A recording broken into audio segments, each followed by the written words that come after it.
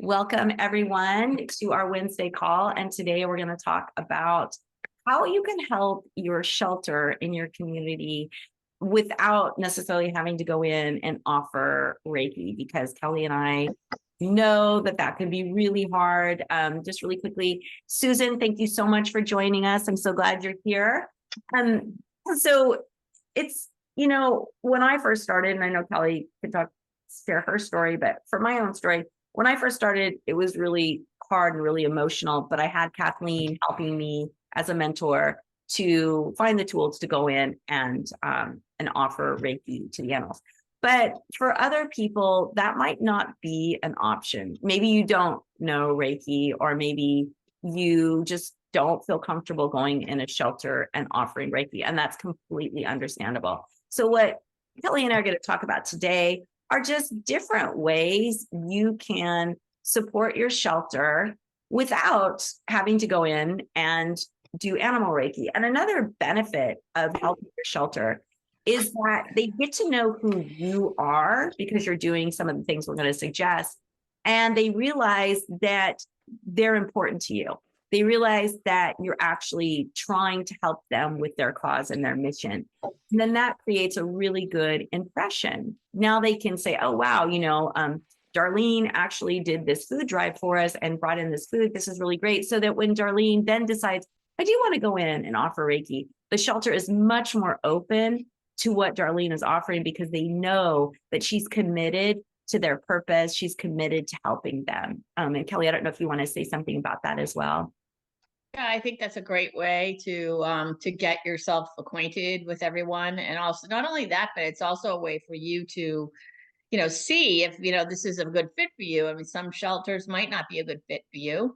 And just keeping that in mind that, you may really feel warm and, loving in one shelter, and another one may make you really uptight and not, interested in going back. So we need to know before we start working with our practice in a shelter that we're going to hang out there, that we're going to stay. It's not going to be like a one-off and then just kind of, set Sarah up for, oh yeah, we've had one of those people in here and they didn't stay and that sort of thing. So it's part of you also finding the perfect fit.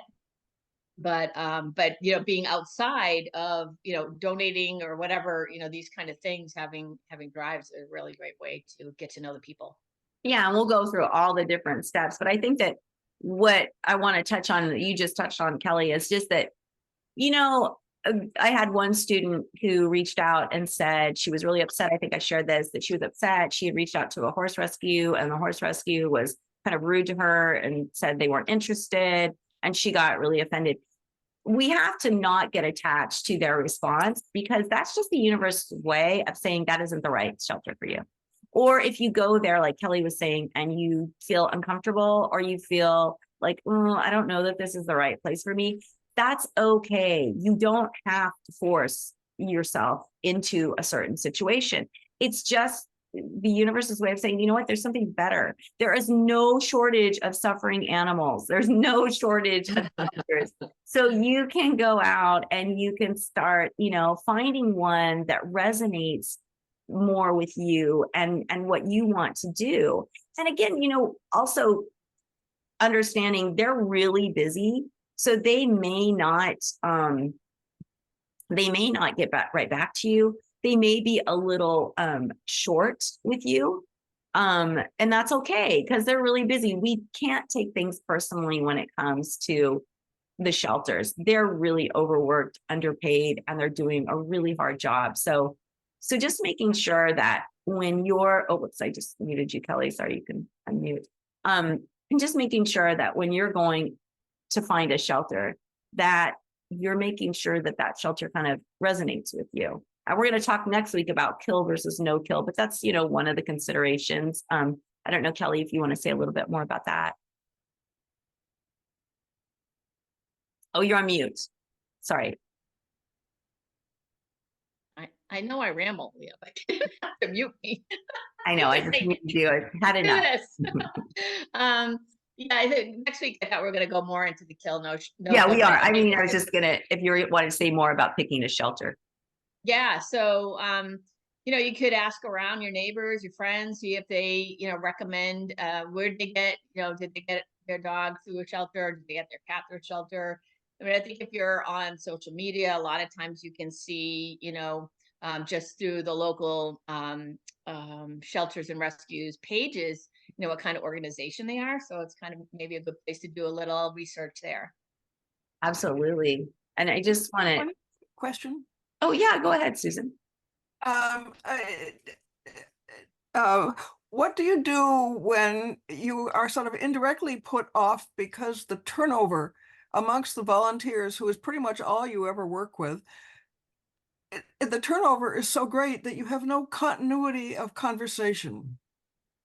Yeah, I mean, that's a problem. And there's really not a lot you can do about that, because the only thing that I would suggest is you find, since you've been volunteering there consistently, that you find somebody higher up that maybe has more longevity, and talk to them and explain to them what you do and how long you've been doing it. And, obviously you're part of SARA, Susan. Not everyone's a part of SARA, so not everyone can do this, but you're a part of SARA. So you can say, I'm part of this organization. Here's some information, or, giving them our email. They're happy to talk to you. They can, kind of explain how this is going to look. And like I said in one of the emails, I'm going to be creating a pamphlet for people to give to shelters that basically says, this is what we do, this is what we don't do, this is how it's going to look in your shelter, and this is how non-intrusive it is.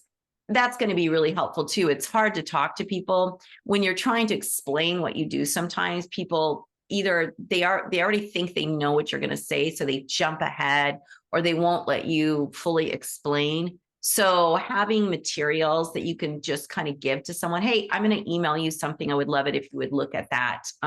That's one way that you can definitely get people to be, to understand what it is you do. But yeah, when it comes to the volunteers, I mean, that's almost a losing battle because of exactly what you just said. There is such a high turnover rate. So does that make sense? Is that helpful, Susan?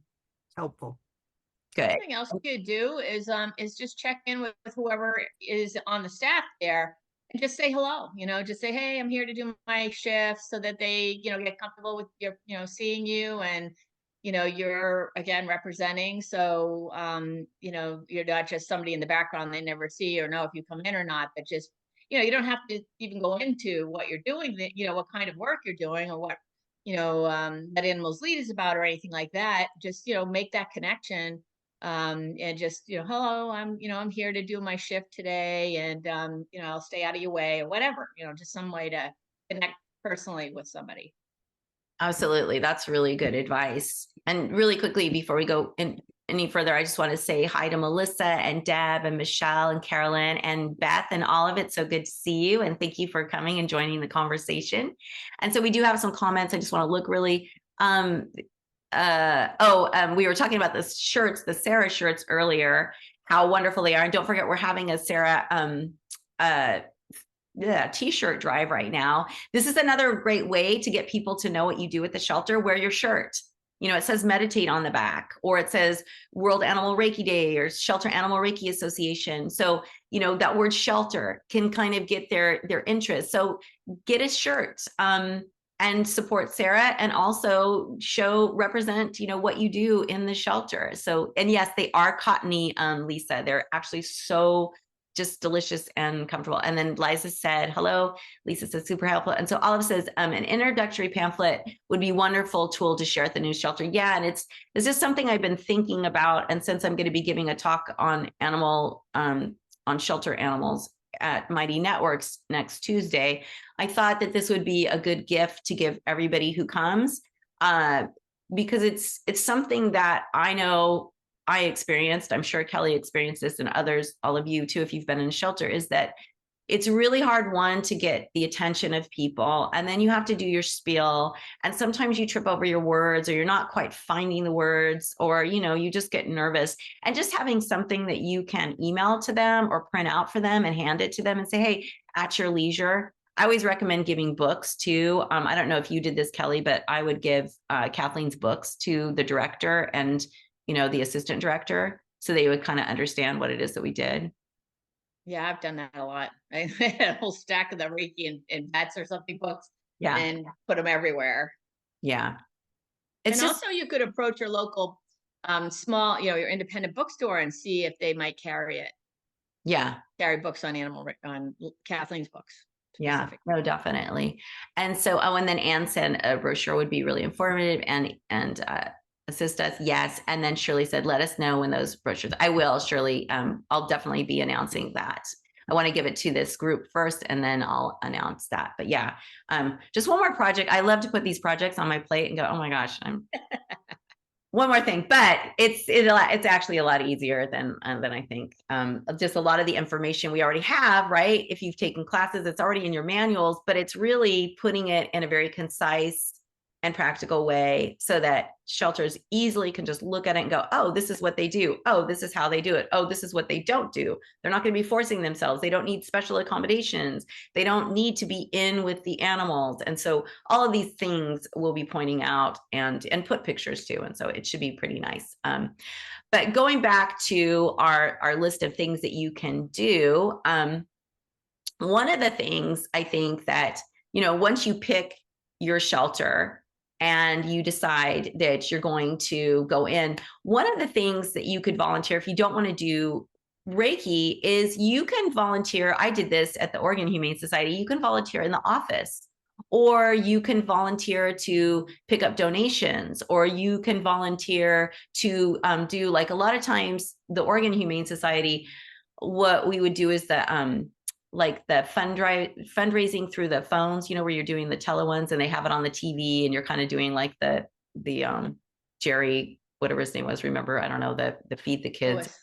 Yeah, Jerry Lewis, remember, if he would do those telethons. That's what it is, telethon. So Oregon Humane Society would do telethons, and I volunteered for those, and those are really fun. And it's a way for you to get to know other volunteers, but also other people who are ahead of things there. And just look for different ways that you don't have to necessarily go and offer animal Reiki if you're not ready yet, but there's all kinds of volunteer opportunities, don't you think, Kelly? Oh my gosh, yeah, there's a ton of them. And anytime your shelter has an event, they're always looking for help. We regularly have a flea market, and so they're looking for donations and also people to, manage everything else, while they're going through that.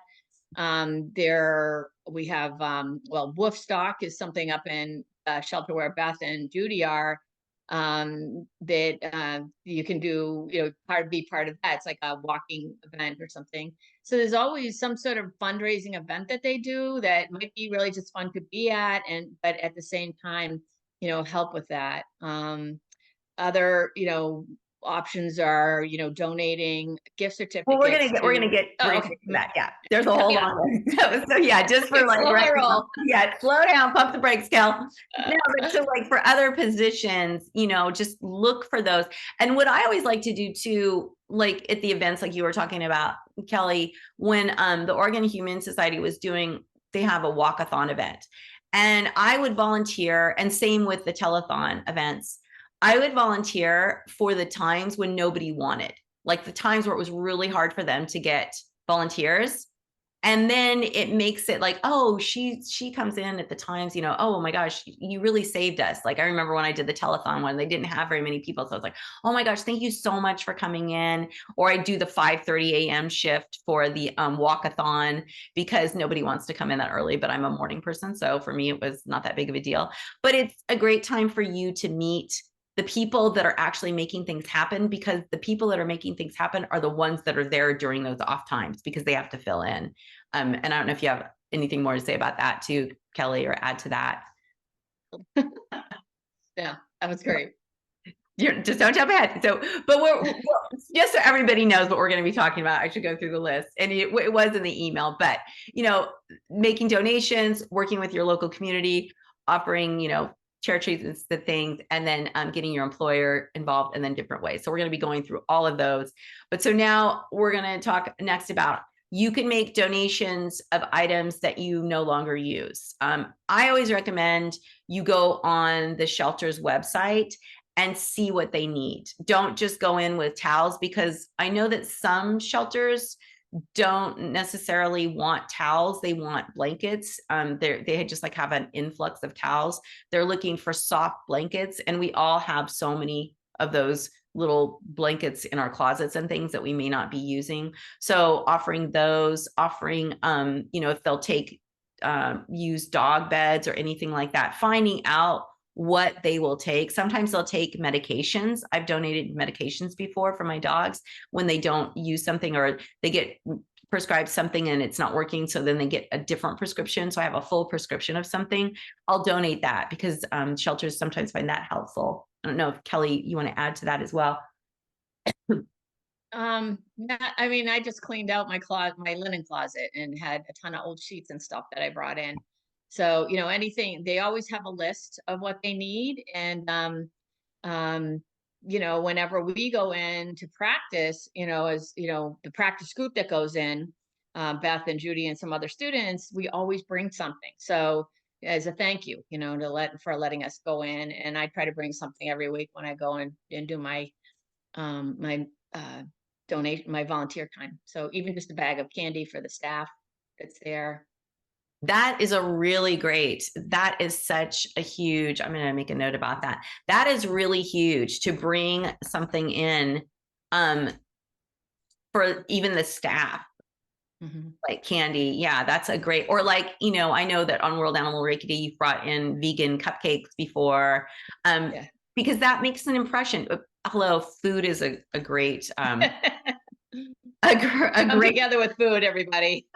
Yeah. Together. And also, a donation to the animals. I think that's such a great thing. Sometimes we overbuy food or we buy a certain type of food for our animals at home and then they have a reaction to it or something. So we have extra food, seeing if your shelter would take that too. But also, Kelly, you just made me think that, something that you could do is if you find out that your shelter needs, like, let's say blankets, especially as we go into winter. I know that there's a huge call for blankets right now. You can go in your neighborhood and ask your neighbors, hey, I'm going to go to my shelter. Do you have any blankets or anything you want to donate? I've done that before with some of my neighbors and they're like, oh my gosh, I'm so glad you asked because I have these blankets and I just can't get over there because the Oregon Humane Society was kind of far out. So just helping your neighbors get rid of some of their things by going in and asking them, hey, I'm going to go to the shelter and this is what they need. Do you have anything I could take? Even like flea markets are a great place for something like that. Like you can pick up really cheap towels and blankets. Yeah. And so if you come in with this big, load for them, they're going to go, oh, wow, that's so cool that they're thinking about us and that they are making an effort to, kind of help us in a big way. And so you kind of get the credit for all the stuff that you gathered, for your pain and in pulling it all together. You get this great gratitude and then they know who you are. See, there's just so many different ways we can help our shelters without having to sit awkwardly in the the kennels and be like, I'm an animal Reiki lady. We can actually create some goodwill before that even happens. Oh, really quickly, I want to say, when we were talking about the sweatshirts and things, Liza made a really good point, and this is another reason why wear your shirt. She was in the grocery store the other day and she was wearing her hoodie, and somebody asked her what SARA was, what the Shelter Animal Reiki Association was. And he told her, the guy, that his friend did Reiki. So it's a great way to start a conversation. And especially if you go into the shelter. Now, a lot of times, I know at Oregon Humane Society, we had to wear our Oregon Humane Society shirts. But, if we wore a sweatshirt, it could be anything. And so having that sweatshirt, but, any way that you can try and get your swag in there so that people can ask you questions is a really good thing. So the next point that I just have one thing before we go forward. I think one thing to remember too is if those of you who are going into the shelter, they don't have to, they don't have to let us be there, right? So they're really doing us a favor by letting us come in and work with the animals there. So that's another reason why you might want to consider bringing something, every time you go. That's a really good point. I like that. It just creates goodwill. And then Beth said, the local shelter where she is has a very specific list of what they don't want. So always check first. And some of it is food. They don't want the food. So again, yeah, we always recommend go to their site, see what they need before you take a bunch of stuff in there, because you always want to be giving them exactly what they need, not what you think they need. I know that, for bigger shelters, like, the Silicon Valley Humane Society or the Oregon Humane Society, they take a lot more than some of the smaller ones. They're a little more particular. I know that when I took a stray cat to 9 Lives here in San Mateo, they had a very specific list of things they would take. So that's such a great point, Beth. Thank you so much for that. So another thing you can do, and I learned this from CARE. CARE is the Wild Animal Sanctuary in Florida, and they get huge boxes donated to them from grocery stores like Publix and Kroger's and Piggly Wiggly of fruit, vegetables, things they can no longer sell but aren't, bad yet. And then also meat that's past the expiration date, like is frozen. It's frozen. It's still good for the animals, but they couldn't sell it to humans. So CARE will get huge truckloads of food that they put into freezers and refrigerators and things, and then they can feed their animals, and it's not costing them, because food is a very, very expensive cost for shelters. So if you can find out from your shelter what they might need, like especially the farm sanctuaries, find out if they need some like fresh vegetables, fruits, or things like that. And then go to your grocery store and see if they will donate to that. Also dented cans, like of cat food, dog food, find out if your shelter will take that. And then go to the local grocery stores and see if they would be willing to donate to your shelter. And you never know, your shelter might already have that agreement with the grocery store. You could always offer to go and pick it up for them, because they always need transportation of those things. And Kelly, I'm sure you have something to say about that too. I know that sometimes there are specials on like Chewy or, some of the other, maybe even Baxter Boo. Like recently they got a bunch of hens up the Little Red Barn Farm Sanctuary, and they had the special on hen feed. And so, it's another thing you could do is like, oh, I get 5 bags and there's another one for free. So that's, just kind of keeping an eye on specials like that where you think it might be helpful. That's a really good point. But yeah, like if you buy 2, get 1 free, anything like that, where you can go, oh, I can donate this extra can. I wasn't, planning on getting this for free anyway, and donating that. I know that Jamie actually found a dog bed company that gave her dog shelter that she was volunteering at all of these beds at a huge, huge discount. I mean, it basically, I don't know if they were free or if they cost them very little. So just kind of finding out ways that you can help, doing a food drive. I think that, do you remember Joni Luby Kelly? She does food drives a lot for like her local cat shelter. So she'll, in her neighborhood, tell her neighbors, hey, I'm doing a food drive for this shelter. And then she gathers all this food and then she takes it in her car to the shelter. So just different things you can do. But again, always making sure you check with the shelter first, because how bad would that be if you did a big food drive and they're like, we don't take food? That would be horrible, but I'm sure somebody would. So the next thing is offering something to the staff, like Kelly was saying, like gifts, candy, food, whatever, but also chair treatments. You can offer chair treatments to the staff, volunteers, even the public. And Kelly, I know you've done this quite a bit. Do you want to share what you've done in the past? Yeah, it's really, I've done an intro there. I've helped them out with their camp, where I've come in and done a presentation to the kids for their 2 shelters, kids camps. So they're always looking for things like that, to make it interesting. But yeah, whenever I see a staff member, I ask them if they want, first thing when I come in, I find out about the animals that are in need. But then I'm like, hey, do any of you guys need some Reiki? But I know that if you're not going into a shelter, to volunteer, it might be a little bit harder to connect that way. But just ways to do that would be, I know Volunteer Appreciation Day is coming up. I'd love to come in with a couple of Reiki practitioners and do some chair Reiki on your volunteers, or staff appreciation day, shelter appreciation day.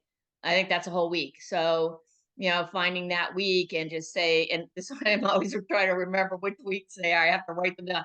But just saying, hey, it's shelter appreciation week, and in gratitude, I'd like to come and offer some chair treatment for you, or I'd love to, give you a gift certificate for a chair treatment at a later date, or a session, or whatever session for your dog, cat. That is such a great thing to do. Yeah.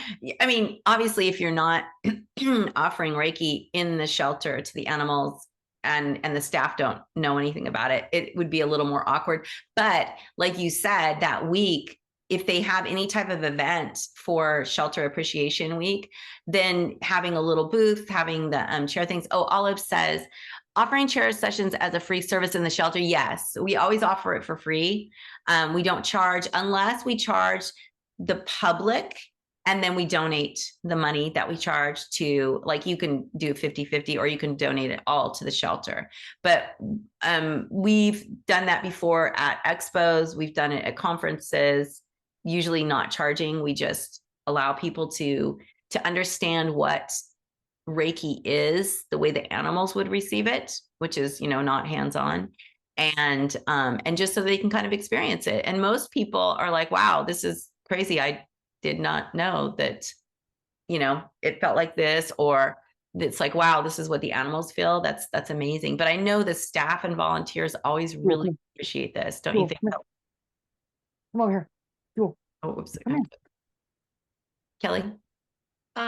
Yeah, so one of the things that Cool. I was just thinking about when you were talking about, when Olive was asking about whether we charge, another thing that, if you're not going into a shelter, if you're not a Reiki practitioner, maybe you teach yoga, maybe you have a meditation group, and you could say, hey, I'm collecting this week, instead of, payment or whatever, please consider bringing, donation for the local shelter.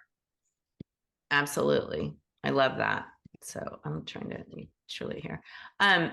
Shirley, I'm trying to keep you muted just to reduce the background noise, just so all right. And then the next one is getting your employer involved in your goal to support a shelter. So many employers will match a financial donation. If you make a financial donation to, your local shelter, your employer, if you're employed, will also match that. So be sure to check with them. They'll also offer, some of the corporations offer volunteer days. So you can actually take a day off work and go volunteer at your shelter. So if they're doing a special event, or you just want to go help out for the day at the shelter, that's something that you might consider doing, using your work to help you further your goals, and actually help in the sense of the finances, help them double that. Did you want to add to that, Kel? Yeah, I see a lot of times at Rutland County that a group from the local real estate firm or something, for instance, will come to, a whole bunch of them will come on a Saturday, and they'll do yard work. They'll clean up, they'll do some painting. So, you could get a group of friends together to do that. You don't have to do it for, through your employer necessarily, but, get a group of friends together and say, hey, let's go over, make a date with the shelter and go over. I see they need some paint, or I see they need some help cleaning up the yard and doing the mowing and that sort of thing. And it takes the expense off of them too. So Yes. you don't have to pay for that. No, and that's a really good point, because we used to do that at a couple of the companies that I used to work for, where we would go into not necessarily a shelter, but to another nonprofit. But there's no reason that you couldn't suggest a shelter. Most people like animals, and so it's something you could talk to your HR, whoever's in charge of those events, and see if you guys could do a shelter day and work with the shelter, see what it is that they need. Because like Kelly was saying, a lot of them do need more of the maintenance kind of work, or the upkeep, and it's hard to get that kind of free help from just their regular volunteers. And sometimes they don't really have the wherewithal to organize it. So just, lots of different ways. And I just want to make sure that we're, Lisa's so cute. We'll talk about the shirts in just a sec, Lisa. So then, and lastly, second to last, there's different ways to offer Reiki, and we just need to kind of think outside the box, right? So, offering Reiki distantly.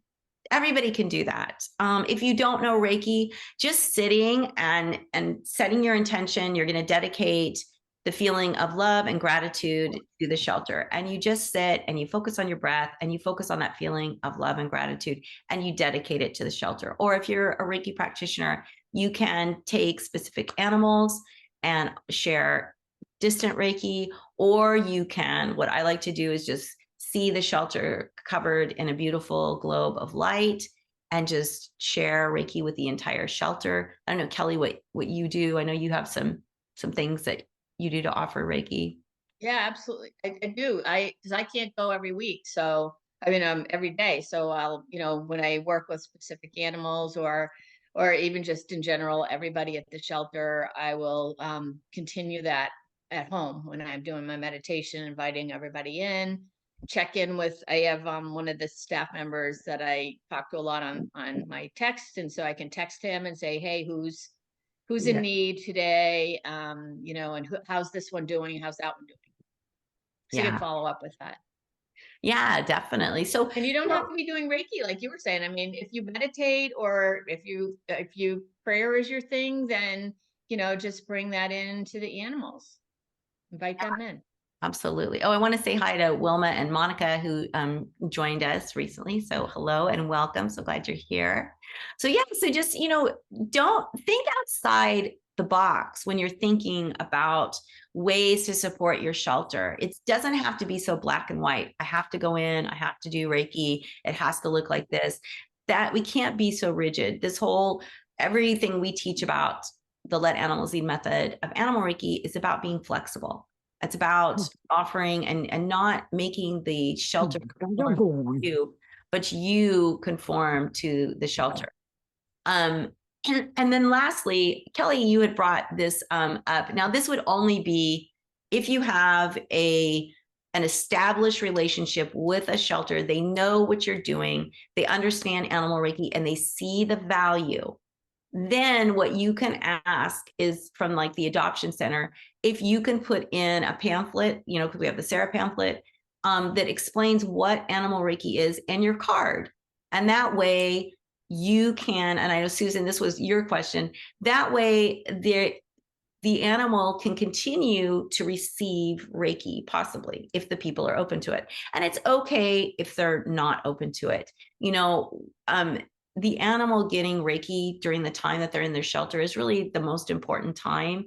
And when they leave, that there is the chance that they're still going to feel that. And you can always offer, if the adoption agency is open to it, or if the people are open to it, maybe the shelter would do a policy where you could contact the new adopters.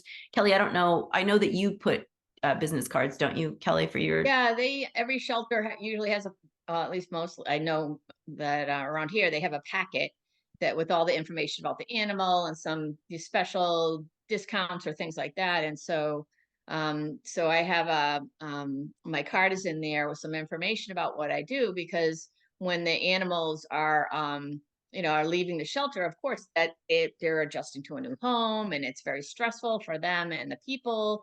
And so, just so that they know that I'm available and that the first couple of sessions are free. So it's like a two free sessions for your animal after they leave the shelter. Yeah. But again, this isn't something you would do unless the shelter is very well aware of what you're doing. And they, like in Kelly's case, they're supportive of that.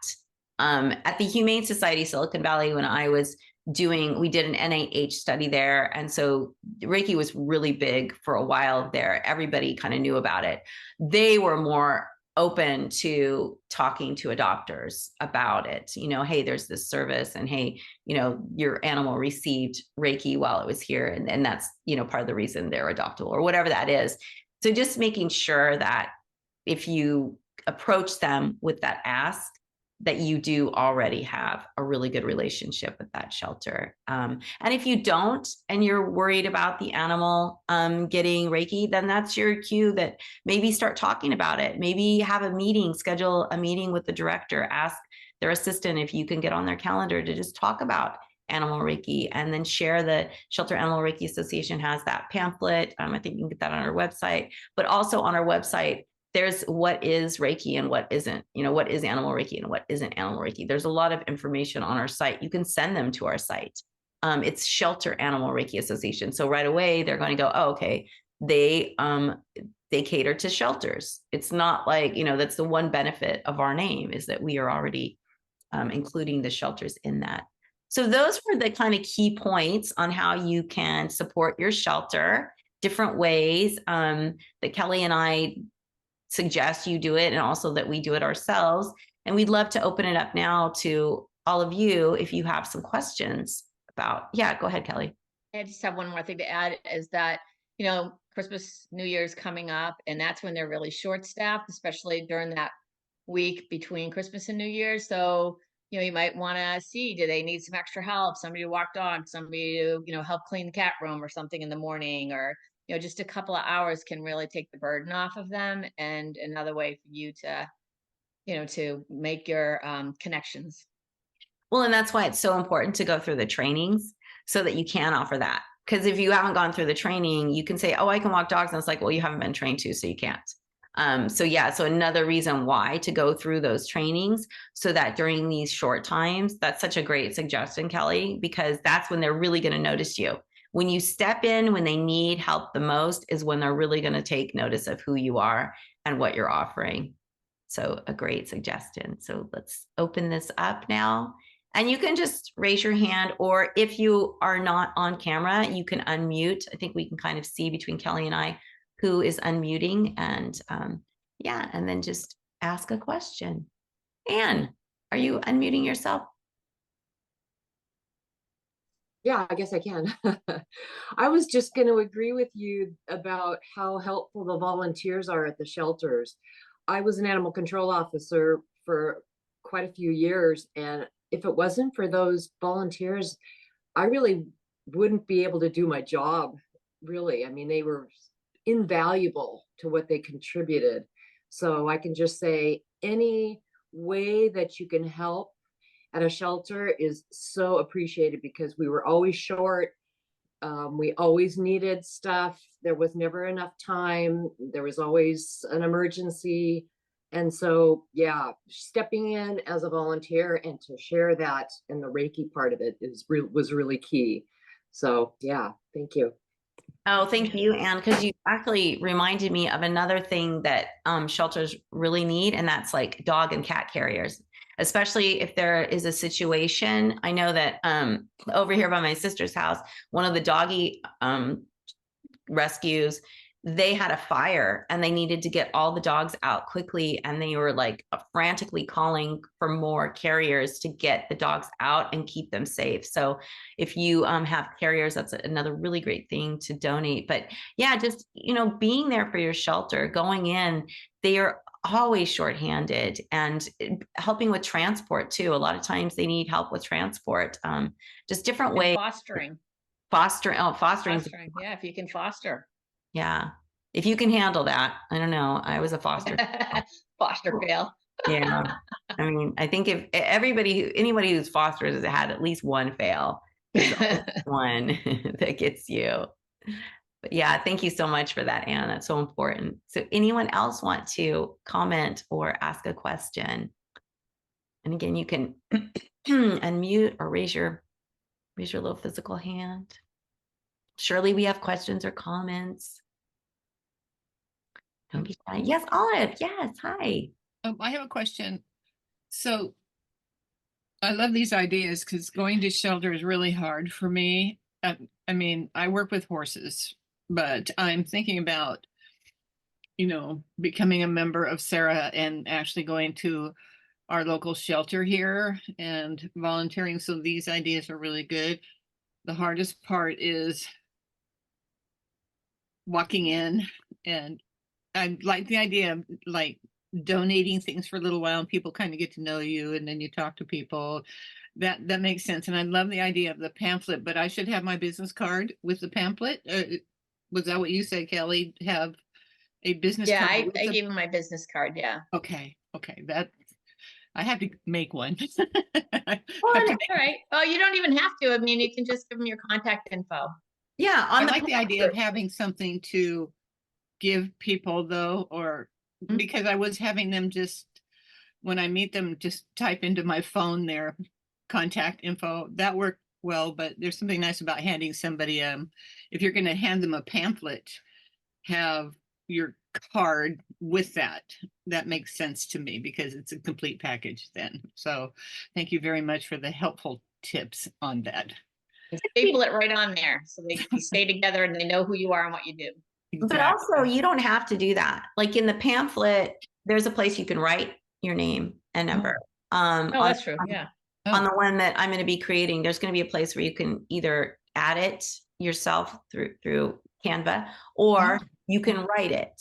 Okay. So, you don't have to have, because some of you may not, I'm like, I don't want to do a business, but I do want to offer my services. Right. So there's a different way to do that.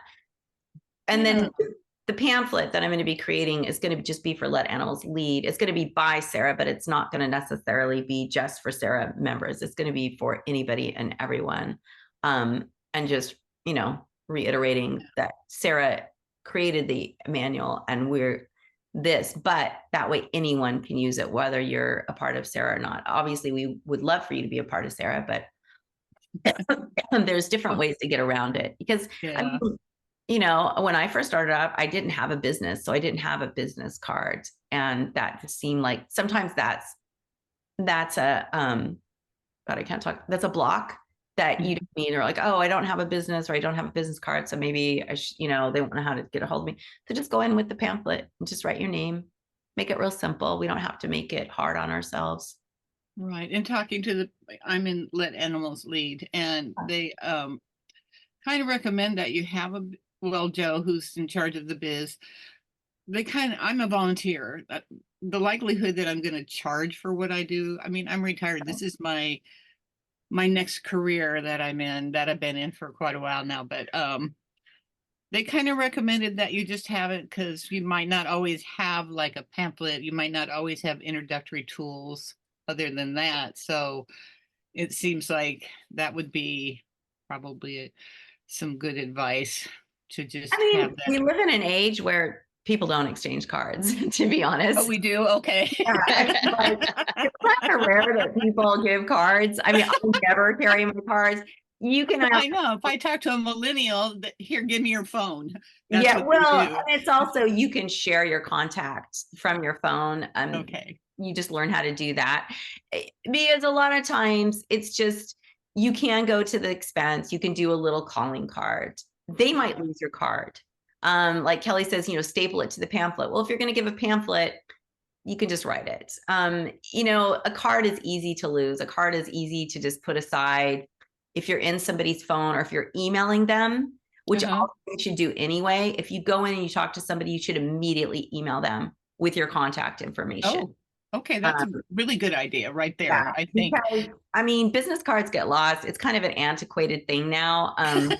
It's old school, and there's nothing wrong with it. I'm not saying you shouldn't have business cards. Everybody has business cards. You go to a conference, no, well, actually, I take that back. People are using their phones, but let's say you do want to stay old school. If you're going to give somebody your card at the shelter, make sure you get their email address and you email them, because that's what they're going to look for. If they're like, oh, Olive came in and she said she had this great thing and I cannot remember, I don't know what the hell I did with her business card. Now you're lost. That's a good point. Now, who knows? They'll go, yeah, oh, shoot, oh, well. But if you're emailing, they'll go, oh, no, it's in my email. That's right. She emailed me. And now they have everything you need. I mean, that's what I would do.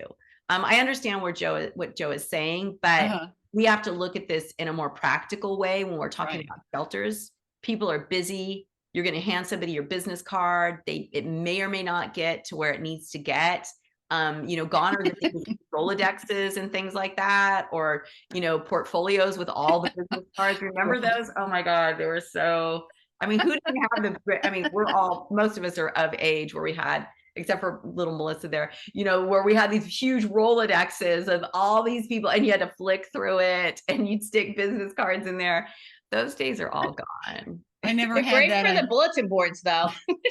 I know, Mine all there's lined up. that. They're all over bulletin boards in the area. Yeah, because you mentioned bulletin board, and I'm thinking to myself, but if I have a pamphlet, maybe they would just let me put that. I've resisted doing all the business things. I don't want anything to do with that. I'm not a business person. Yeah. I just want to go and work with the animals. That's all I care about.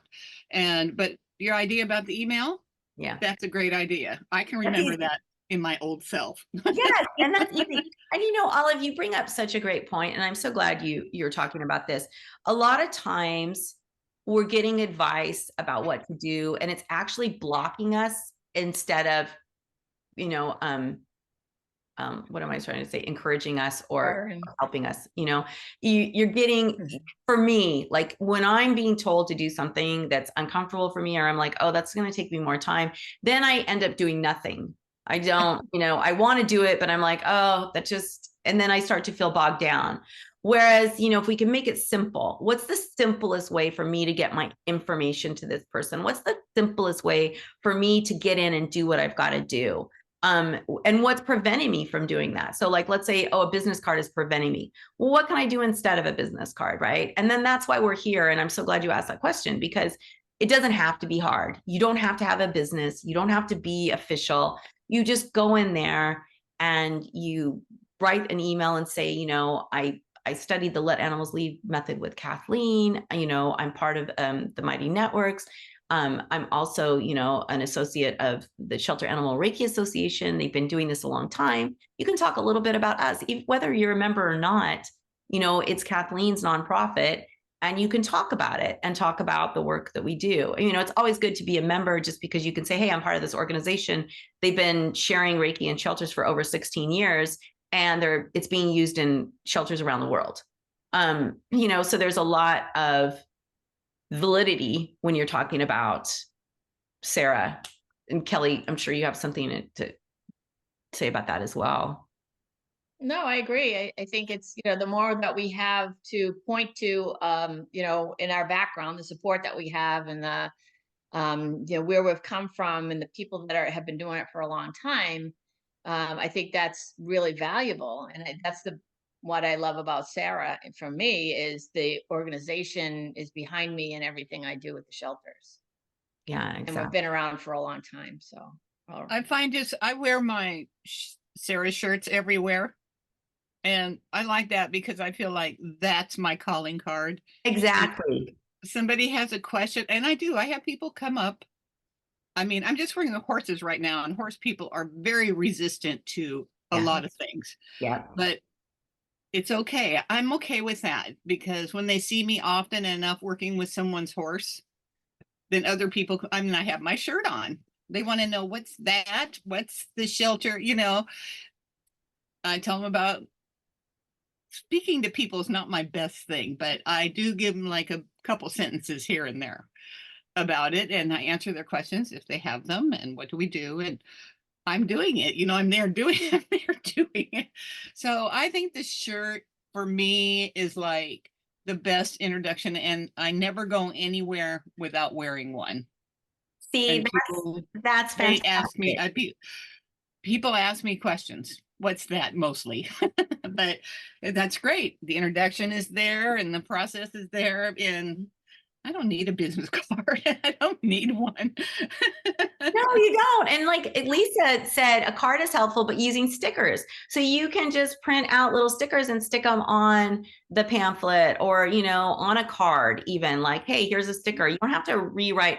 There's things to get around this. And then Wilma says her business card includes grooming. Yep, that's totally fine too.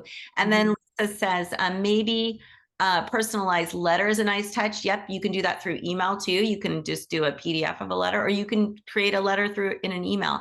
And then no, it doesn't make you an antique. And then you have a Rolodex. Oh my God, that's so funny. Yes. And they are still around. Do what is comfortable. Exactly, Lisa. You've got to do what is comfortable, what resonates with you. I have my own opinions. Joe has her opinions. Kelly has her opinions. Everybody has opinions, right? No shortage of opinions, but listen to what resonates with you and do that. And just as long as they're getting your information and it's not in a way that they can lose, then you're going to be fine. And then Liza says, when she has a booth at a fair or an expo, she has pamphlets and biz cards. I also have an email sign-up sheet. Yes, for all the people that sign up, I send a thank you email for stopping by my booth, and often a discounted Reiki session for them or their animal. That's such a great idea, Liza. Like if you are going to do, like we were talking about at the shelter, if you offer a Reiki day, have a sign-up sheet. So if you do have an email list, or you just want to thank people for dropping by your booth, if you want to know more about Animal Reiki here, you can visit the Shelter Animal Reiki Association site. You don't have to have your own website to explain what it is that you do, and they have your contact information. And then Wilma thanked Liza for that. And then Sharon says, I just ordered a second sweatshirt. What are your thoughts about offering Animal Reiki to a veterinarian? Absolutely.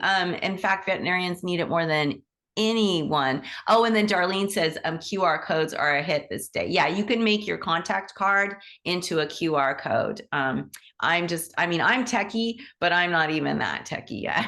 I haven't gone anywhere to share my information through a QR code, because most people that I'm interacting with wouldn't know what a QR code was. So again, know your audience, right? Know who you're talking to. If you're going to a shelter and it's all older women, above a certain age, probably do a QR code. You might want to do old school, like, Lisa has a Rolodex. You might want to do, or just do a sticker like Lisa suggested and put it on a piece of paper, like on a card, like go to Staples, get some cardstock, cut it into squares or rectangles, stick your little sticker on there. Boom. It's low budget, low key. Who cares? People do not. I've seen people spend so much money and do these crazy looking business cards. And you're like, why? All I'm going to do is take your information. I'm going to throw this away. I don't need it. Once your information is somewhere in my contacts, I do not need this. I'm not carrying around a Rolodex in my purse. I'm not, you know what I'm saying? So just think about what do you like? How do you remember stuff? How do you collect information? And then kind of mirror that, but also know your audience. But I love that. Thank you, Darlene, for suggesting it. And then Lisa said, you're going to go that far, make a magnet. Yeah, there you go. Get magnets made. I'm Olive. Here I am. Here's how to contact me. Stick that everywhere. Bing, bing, bing, bing, bing. You'd be shocked at stickers. If you can be creative with a sticker or a magnet, you'd be shocked at where you're going to find them. I remember when I was in the cannabis business, my whole thing was safety. So the green cross is like a safety signal. And I put green crosses on my toffee, and Bake Smart, my other company, was about labeling edibles. So, so that you would know if you're eating an infused food.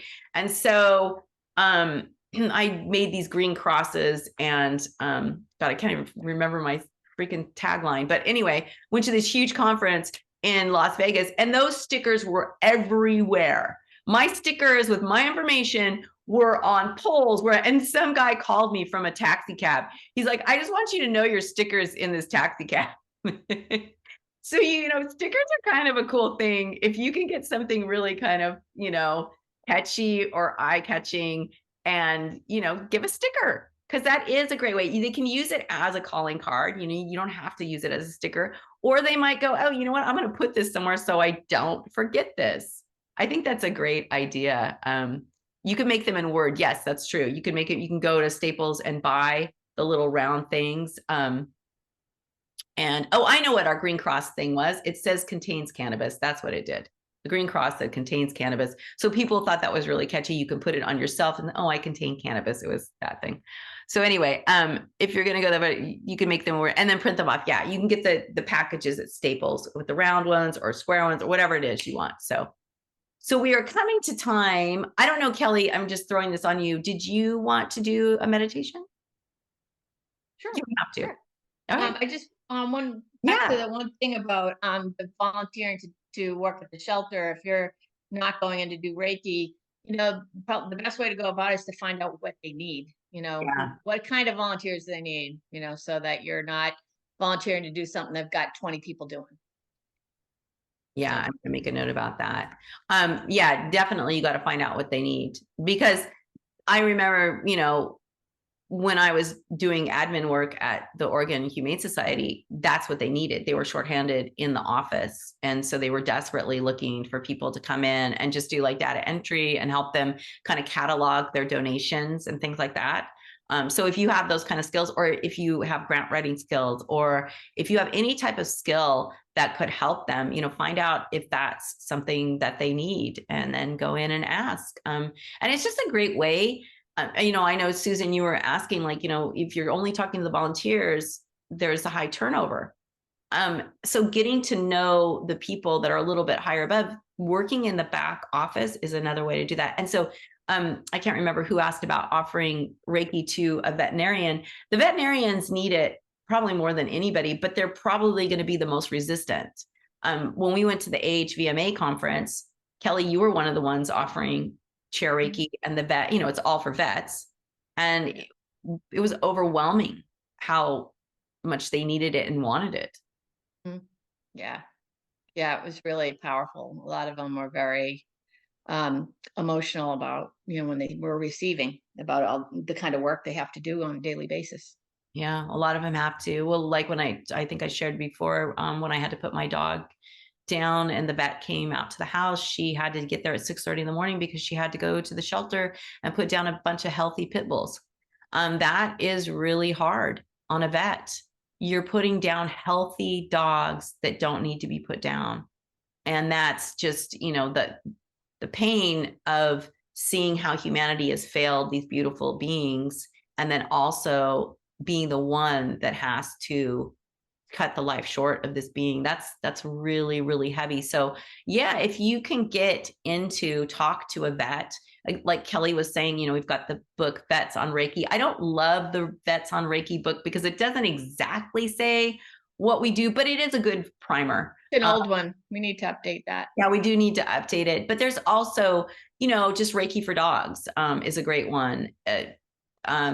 Let's see, what's another? Oh, the Healing Virtues book. Healing Virtues is great. Yeah, it's a really good one because it kind of gives them not only a background on what it is that Reiki is, but it also is based on the code of ethics. And that's one thing you can always give, is the code of ethics. We have it on our website on SARA.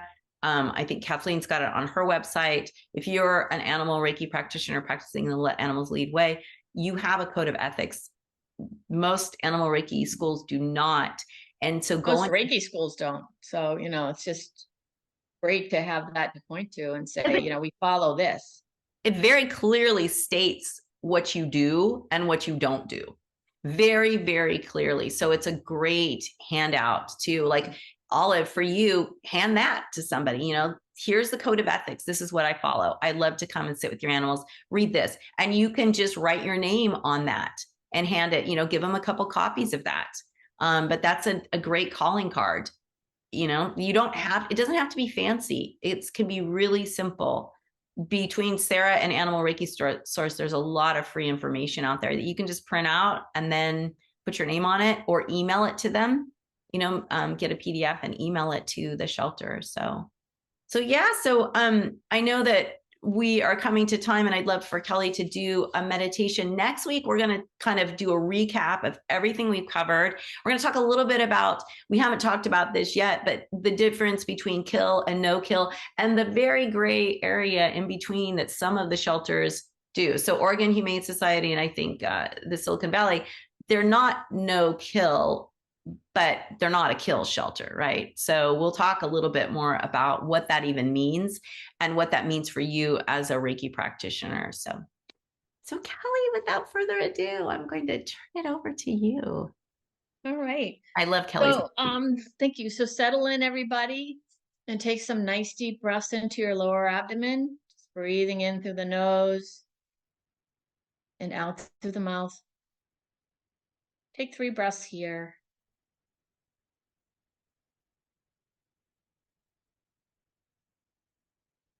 Feel your body just start to relax, letting go of any stress or tension.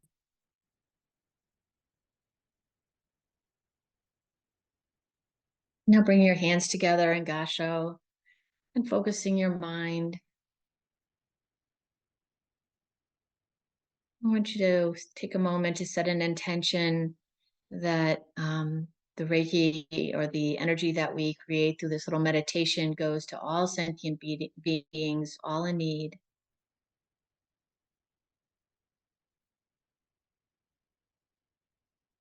Feel yourself internalizing that intention. Feel it coming into your heart center. I'm offering this beautiful light, this beautiful energy to all in need. If you have a specific animal or a specific person, take this time to bring them to mind.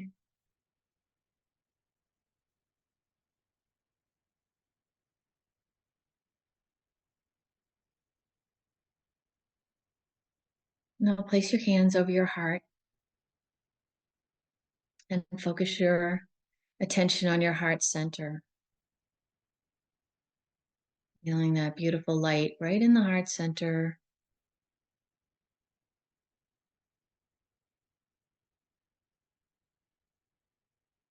Taking a few breaths here, connecting with our hearts.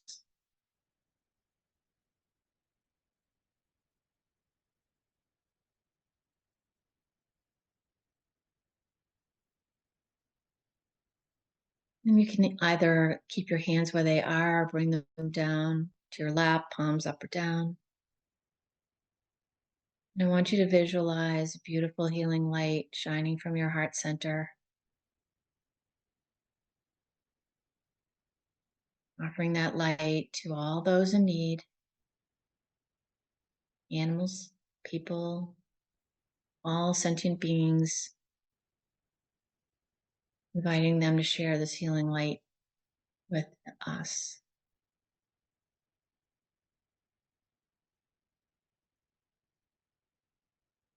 Feel the support of the group, the strength of a group, offering this beautiful healing light.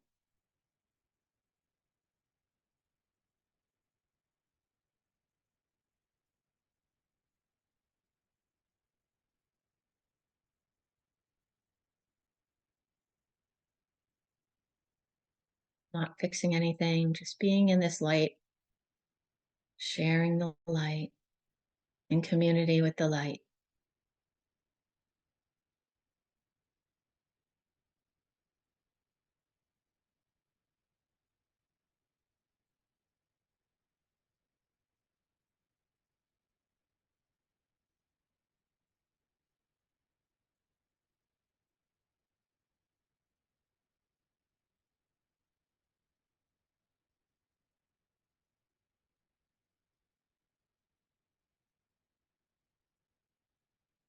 Know that all those who wish to receive are receiving, and know that this can continue. Whenever you stop for a moment, just place your hands over your heart center, offering light to all those in need.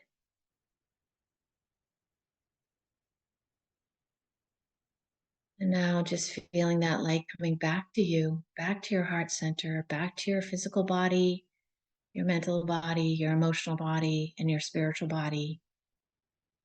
Feeling that healing light throughout your being.